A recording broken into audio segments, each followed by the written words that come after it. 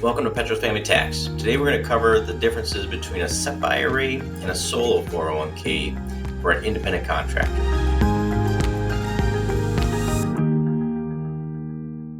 So that could be realtors, IT consultant, any 1099 income.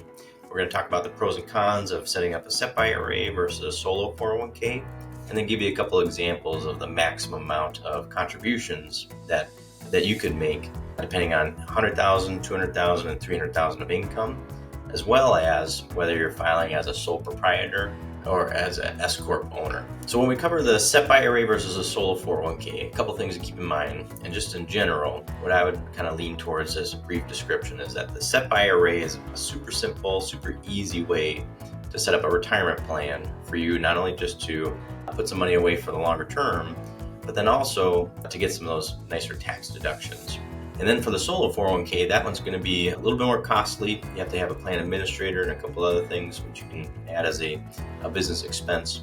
But still, it's going to cost more, and that one's going to have a lot more complexity as well as opportunity for some tax deductions. So we're going to take a look as basically when some of those break-even points might be as we go through some of the scenarios. So the first thing is, let's say you're a solo entrepreneur, 1099 income, IT consultant or whatever, and you make a business profit of $100,000 for this year. One of the things you could do, you can set up a SEP IRA, and then the SEP IRA, you can contribute 25% of your eligible compensation into that SEP IRA. Let's say you have $100,000. It doesn't necessarily mean $100,000. That's the number that you can use for that 25%. You have to be able to deduct the employer part of the self-employment tax before you can figure out that dollar amount. So for example, $100,000, sole proprietor, can set up the SEP IRA, and they can contribute for that previous year 25% of the eligible compensation. So the eligible compensation after taking out the self-employment tax would be $92,935. And then you apply that 25%, which would be an example of $23,234 is what you're able to contribute and start to deduct off your taxes. One thing to be cognizant of as a sole proprietor, especially if you're not a SSTB business, so that's typically financial advisors, accountants, lawyers. If you're not one of those specialized services, you are eligible for what's called a QBI deduction, or Qualified Business Income Deduction. Essentially, it takes your profit, and then you get a 20% deduction right off the bat, and then that's what you pay taxes on your income tax return. Because a SEP IRA is technically an employer contribution only retirement plan, when you put $100 in, you're not going from zero deductions to $100 deductions. What you're going from is a $20 deduction to a $100 deduction. Essentially, with that SEP IRA, you don't get that full deduction by having that SEP IRA plan. So now let's go over if you have $100,000 of profit, but you're filing as an S-Corp. Typically, as you're growing your business and your consultancy, one of the first steps you do is you switch to potentially filing as an S-Corp. So you still have your LLC, and then you're choosing to file your taxes as S-Corp and then pay yourself a salary. When considering a SEP IRA, you have to pay 25% of eligible compensation. And if you're paying yourself a salary, let's say of $75,000, in order to reduce those payroll or those self-employment taxes, it's really the $75,000 of wages that you can do the 25% contribution for. So usually on your journey of entrepreneurship and those called consultancies, usually the first step is switching to the S-Corp filing to reduce those self-employment taxes. But just be cognizant that you are also reducing your ability to contribute more to your SEP IRA. In that example, $100,000 profit and $75,000 of wages, you can do up again 25% of eligible pay, which would be $18,750 because of that reduced salary.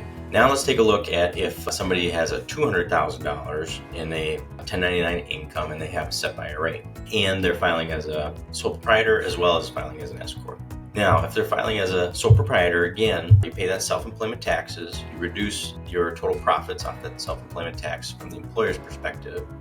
With a SEP IRA, now you can contribute $46,810 because, again, it's 25% of that eligible pay. That does increase and is capped over time. but it does increase so you can get over that $48,000. But again, if you filed as an S-Corp, now the maximum you can contribute is still $18,750. So you're really limiting yourself as far as what you can pay yourself in retirement. You're probably saving a good amount of money here on those payroll taxes, but limiting ourselves on the retirement planning side of things. Then last scenario where we have $300,000 of profit, again, take out that self-employment, you can contribute as a sole proprietor $71,307 of your profits and plug that into your SEP IRA for 2026. And then same rules for the S-Corp, because you're paying yourself that $75,000 a year. It's really just 25% of that is what you can contribute, which is that $18,750. So now let's go take a look at how that compares to those same profit levels, but with a solo 401k plan. Now for the solo 401k plan, there's really three differences I want you to track. So the first one is going to be, again, like I mentioned earlier, you're going to have a plan administrator. So sometimes it's in the $500, potentially $1,000 range for that initial setup, because you do have to pay somebody to actually create the plan per ERISA rules and then maintain those legal documents every year going forward. So it can be anywhere between $400 to $1,000 a year, depending on the type of provider that you're using. So that does add to a level of complexity and of expense. But the second biggest difference that this solo 401k does is that it allows you to contribute not just as the employer, but then also as the employee. So you can contribute, the maximum amount of an employee contribution for 2026 is $24,500. And what that does is basically you essentially get your normal pay, and you can contribute that $24,500. And this marries well when you're considering that S-Corp election. So let's go through, for example, if you are a sole proprietor, what the maximum contribution might be. But then as you increase the profits, we'll talk through about how that impacts everything as well. So if we stay on the $100,000 of profits using the solo 401k, your maximum contribution is $24,500 as the employee. But then you can also do the profit sharing of the business. So essentially you're adding the employee plus the benefits or the structure of the SEP IRA. So $24,500 as an employee, and then 25% of the eligible compensation. Again, as sole proprietor, you take out the self-employment tax from the employer side. You can contribute an additional $23,334 to be a total of $47,734. So obviously, if you have a profit of $100,000, you may not be able to necessarily reach that $47,000, but that's the maximum amount you could do. And so you can start to see where the benefits might start to come into play as the income starts to grow over time. If somebody does contribute to the solo 401k though, now I want to jump a little bit ahead where we talk about a $200,000 profit with an S-Corp, and then some of the tax implications around that. So if you have $200,000 profit typically, but then you also pay yourself a $75,000 salary, what we can do is pay yourself that $24,500 as the employee, plus that 25% of eligible pay, which gets you to the maximum amount into a employer retirement plan of $72,000 a year. Now, one of the benefits of the solo 401k married to the S-Corp, remember when we talked about the SEP IRA where you have that QBI deduction already, and that SEP IRA is an employer contribution. So you're essentially going from a 20% deduction to 100% deduction. So you're only increasing your deduction by 80%. Well, if you have a solo 401k with an S-Corp, you can contribute your employee or employee contribution of $24,500. And that salary that you're paying yourself, that salary doesn't add that QBI deduction.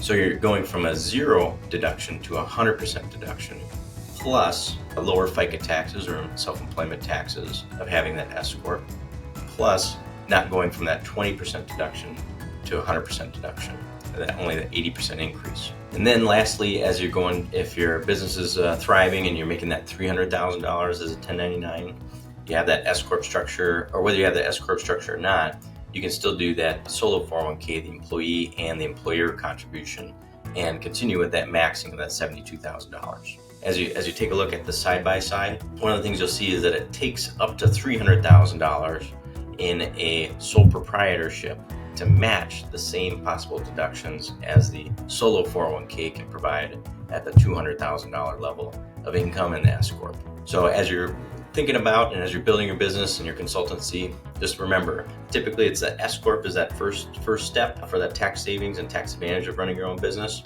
And then as you continue to grow over time, then layering on those solo 401k can provide the flexibility to manage some of the volatility of your income over time. So I hope you found that helpful, just kind of talking about the pros and cons and getting a little bit of the weeds regarding the QBI and the profit sharing. But if you did find that helpful, please go ahead, like, subscribe, and hit that notification button. Thank you so much.